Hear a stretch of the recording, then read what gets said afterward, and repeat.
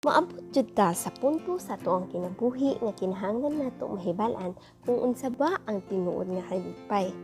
Asa ba gagikan ang tinuod nga kalipay? Sa atoa ba mismo? O sa laing tao nga magpuno sa atoang pagkatao? Daghang tao ang wala kahibalo kung unsa ba ang tinuod nga kalipay. Ug mao na ang dapat nilang mahibal-an ug makatunan nga ang tinuod nga kalipay nagsugod mismo sa atoang kaugalingon ug wala sa laing tao. Ang tinuod nga kalipay, malipayon ka bisan ikaw lang nag-inusara. Ug wala nimo gidepende ang imuhang kalipay sa laing tao o musulod kag relasyon para lang maingon nga nakita na nimo ang tinuod nga kalipay. Ang tinuod nga kalipay in love mismo sa ilahang kaugalingon.